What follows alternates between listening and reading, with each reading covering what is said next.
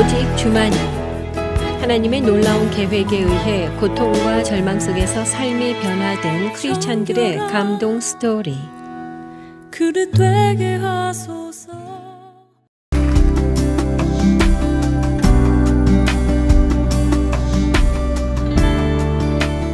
안녕하세요. 춘천 한마음교회 박종상입니다. 저는 구급대원입니다. 다양한 사고 현장에서 응급 상황의 환자들을 만나면서 보이는 모습보다 더 급한 그들의 영적 상황들을 보게 되었는데요. 구급 현장에서 경험하게 된 복음의 능력에 대하여 나누고자 합니다. 저는 가난한 시골 농부의 장남으로 태어났어요. 저희 집은 아버지께서 농사를 지으셔서 끼니 걱정은 하지 않았지만 농가부채 때문에 아주 어려웠어요. 교대로 진학하라는 선배 조언이 있었지만 교사 월급으로는 우리 집 부채를 갚지 못할 것 같아 어느 분이 건축가에 가면 돈을 많이 벌 수 있다고 하길래 건축가로 진학을 하게 되었어요. 춘천으로 대학을 가면서 한마음교회를 다니게 되었는데요. 워낙 건설 경기가 좋던 터라 저는 학교 생활에 꿈과 희망이 넘쳐났어요. 그러면서 세상과 신앙 사이에 갈등이 생기기 시작했는데요. 한가하고 여유가 있을 때는 괜찮았지만 할 일이 너무 많아지니까 신앙생활이 걸림돌이 되더라고요. 점점 신앙생활은 어려워지고 세상은 너무 좋아 보였어요. 신앙생활은 제가 시간도 돈도 계속 들여야 하는 거지만 세상은 내가 시간을 들인 만큼 돈을 주는 것 같았어요. 그런데 목사님의 확신 넘치는 설교 말씀을 들으면서 목사님이 만나신 하나님을 저도 만나고 싶다는 생각을 하게 되었어요. 그 하나님을 내가 만나지 않고서는 신앙생활을 계속하지 못하겠더라고요. 그래서 정말 보이지 않는 하나님이 계신다면 나를 만나달라고 기도를 했어요. 하나님이 계시지 않는다면 교회에 남아있을 이유가 없다는 생각이 들더라고요. 그때 목사님께서 누가복음 24장에 예수님의 부활체에 대하여 말씀을 하고 계셨는데요. 예수님의 부활은 들어봤지만 예수님의 부활체는 처음 듣는 말씀이었어요. 부활하신 예수님이 몸이 있었다고? 그러면 부활이 실제였다는 거네? 이런 생각이 들었어요. 예수님의 부활도 천국이나 지옥처럼 보이거나 만질 수 있는 것이 아니라고 생각했거든요. 그런데 예수님은 보이고 만져지는 몸으로 부활하셨다는 거예요. 부활하신 예수님이 생선을 드셨다는데 몸이 없다면 우리가 먹는 생선을 먹을 수 없잖아요. 부활하신 예수님이 제자들에게 떡을 나누어 주셨다는데 몸이 없다면 떡이 제자들에게 날아갈 수는 없다는 생각이 드는 거예요.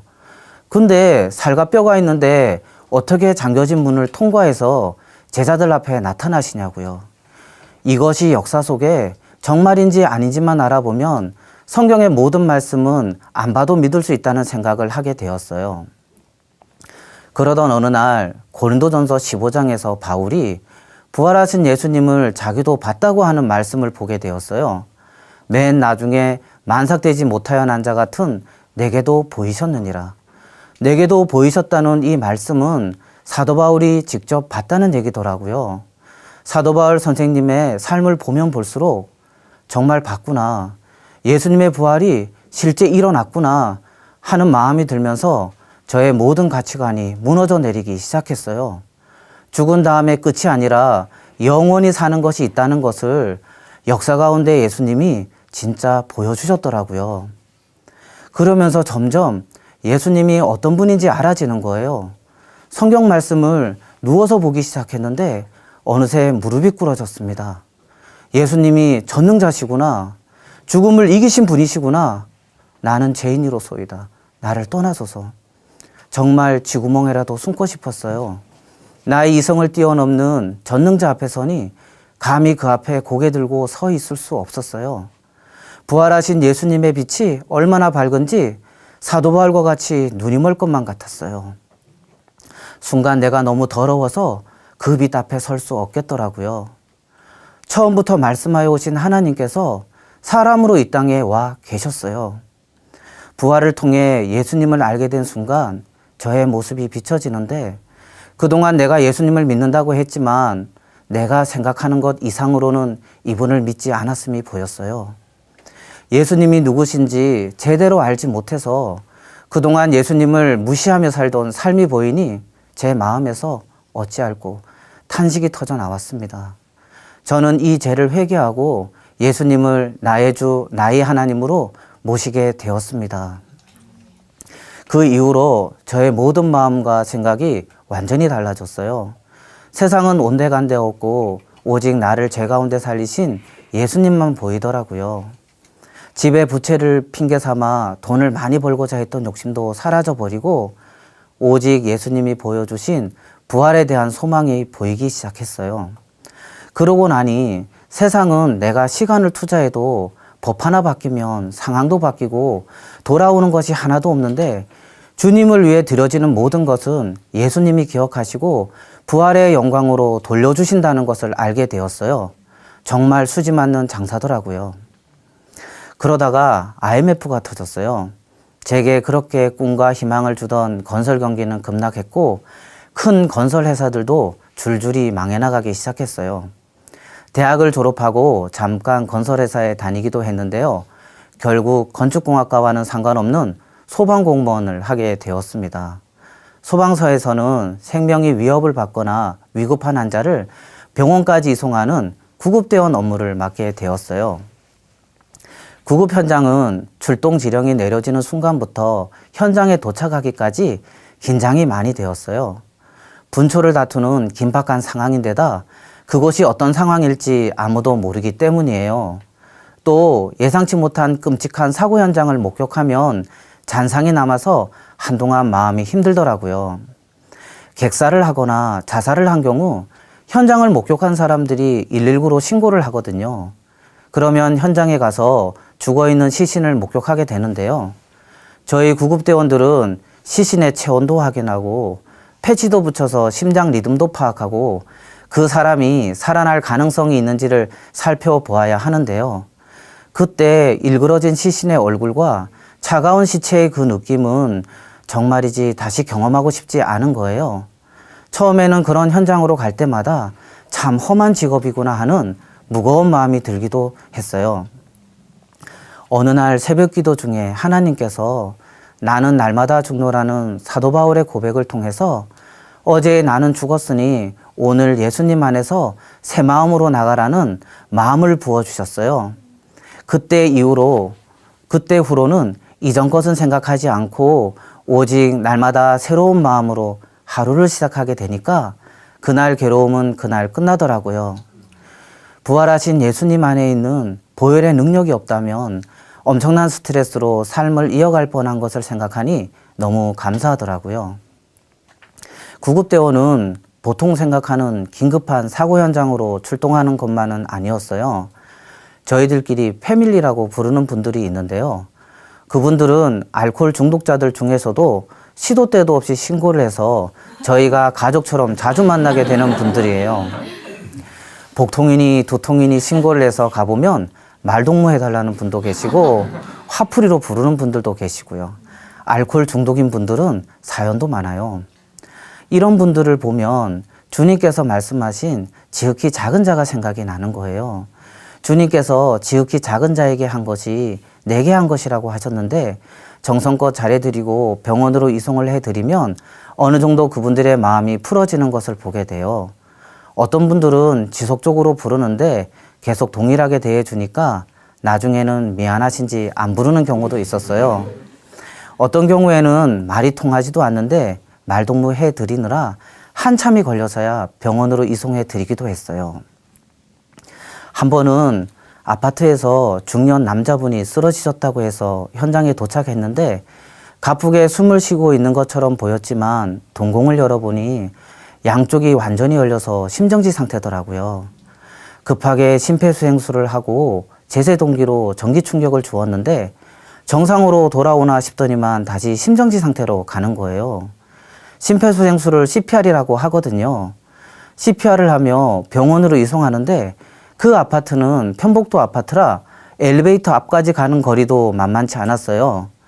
CPR을 10초 이상 중단하면 안 되기 때문에 복도 중간에서도 또 엘리베이터 앞까지 가서 엘리베이터를 기다리면서도, 엘리베이터를 타고 내려가면서도, 또 구급차 안에서도 병원까지 계속 CPR을 하며 이송을 했어요.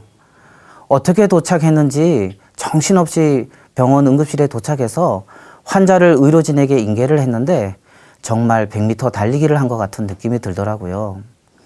대부분 위급한 현장은 우리의 꼬린 지점인 병원 응급실을 향해 이런 100m 달리기를 하고 나서야 숨 고르기를 하거든요.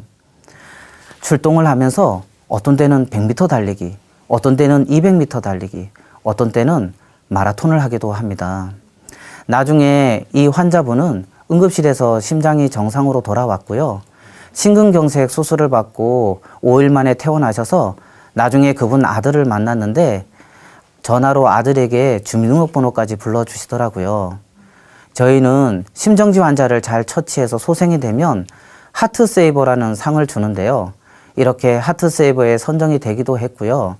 의사 선생님은 제가 처치한 기록지가 모범이 된다며 그 많은 소방서 구급대원들을 교육시키는 프레젠테이션에 저의 사인이 들어간 기록지를 보여주시며 설명을 하시기도 했어요. 한 번은 시골로 발령을 받아서 1인 지역대에서 근무하게 되었어요. 시골이다 보니까 서로 다 알고 지내더라고요. 그 동네에 매일 술에 취해서 돌아다니는 여자분이 계셨어요. 지위도 있으신 분의 아내인데 이분이 맨날 술만 먹고 돌아다닌다고 동네에 소문이 났더라고요. 하루는 이분이 만취한 상태로 우리 사무실에 들어오셨어요. 그래서 반갑게 맞아드리고 소파에 앉으시길래 제가 힘드시죠? 했어요. 그랬더니 눈이 동그래지시는 거예요. 내가 힘든 거 어떻게 하셨어요? 하시면서 본인 이야기를 하시는데요. 어느 날 집에 들어가니 마대자루가 말을 하기 시작하더래요. 커피를 타달라고 해서 마대자루에게 커피를 타주었다는 거예요. 그러더니 이놈들이 집에 들어와서는 가지도 않고 한시도 잠을 못 자게 하고 자신에게 계속 욕을 한다는 거예요.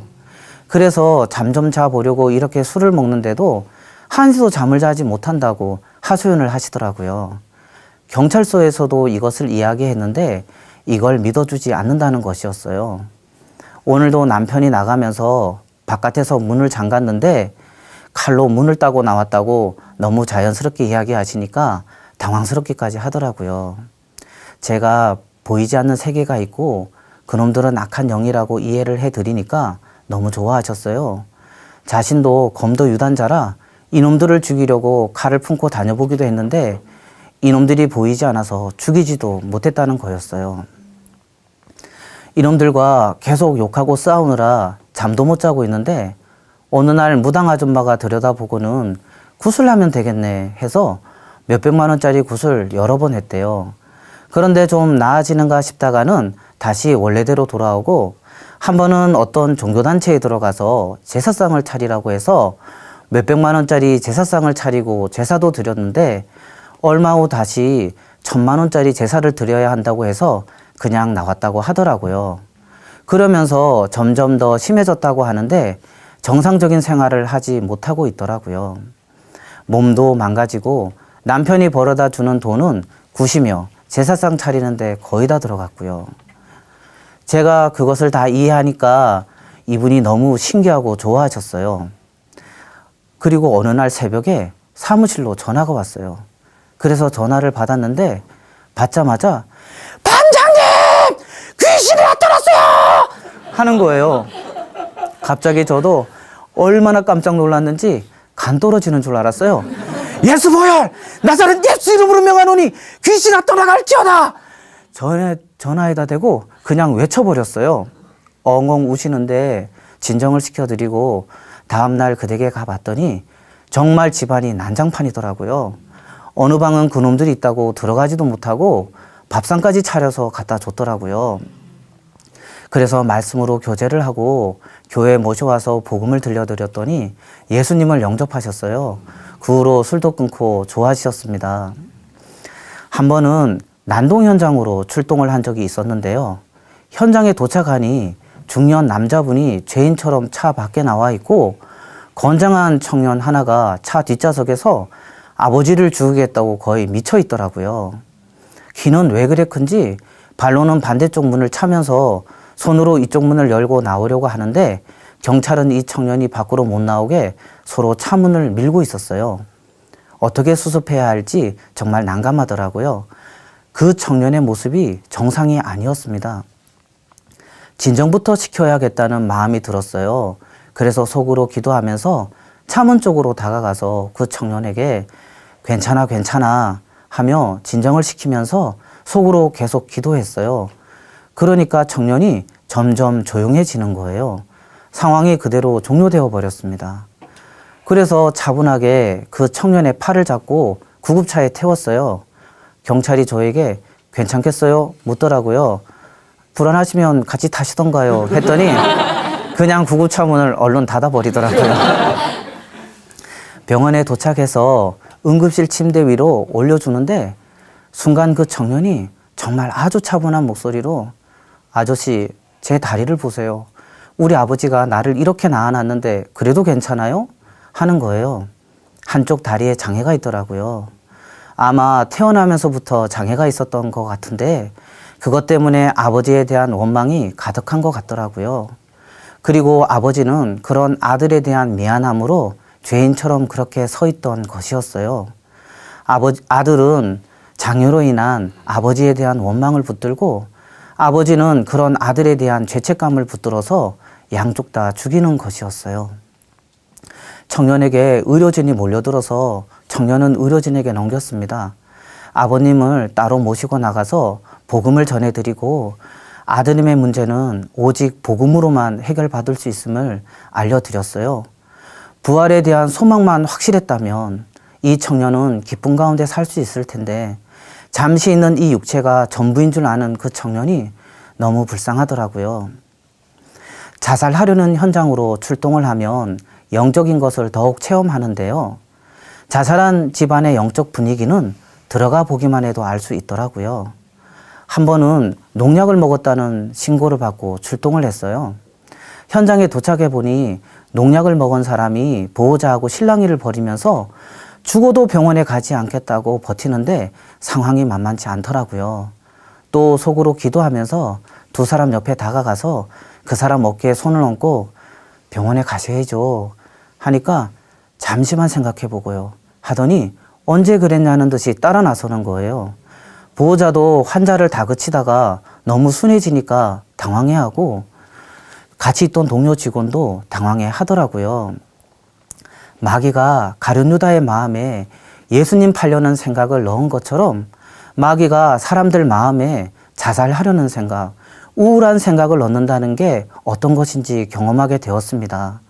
그 사람을 위해서 기도를 해주면 악한 영의 역사가 떠나고 자기 생각으로 돌아오더라고요. 저는 건축을 전공했는데 왜 그것과는 상관없는 소방서에 그것도 구급대원으로 불러주셨을까 했었어요. 그런데 사고 현장으로 출동을 해서 환자들을 보니 알겠더라고요. 주님께서 나를 통해 이들을 만나시길 원하셨구나.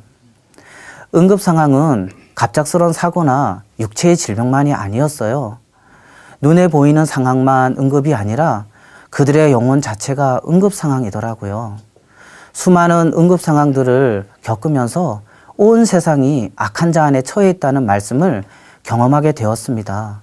눌리고 포로된 사람들을 어떤 때는 업어주면서 어떤 때는 부축해주면서 어떤 때는 처치를 해주며 기도를 해요. 예수님께서 각색 병자들을 고쳐주시고 유리하는 영혼들을 보시며 불쌍히 여기시는 마음이 이렇지 않았을까.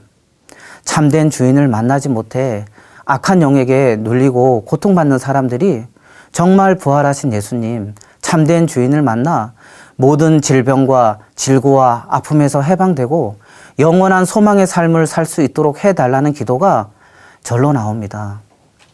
저는 구급 현장에서 눌리고 포로된 사람들을 만날 때마다 이들을 자유케 하는 능력의 복음을 갖고 있다는 사실이 정말 감사합니다. 이 복음으로 주님께서 제게 주신 사명을 끝까지 감당하겠습니다. 감사합니다. 오직 주만이 이 시간은 춘천 한마음교회와 함께하는 열린 간증의 시간입니다. 신앙 간증을 다시 듣기 원하시는 분들은 방송국 전화 847-583의 영원 구원번호로 연락 주시기 바랍니다. 모양이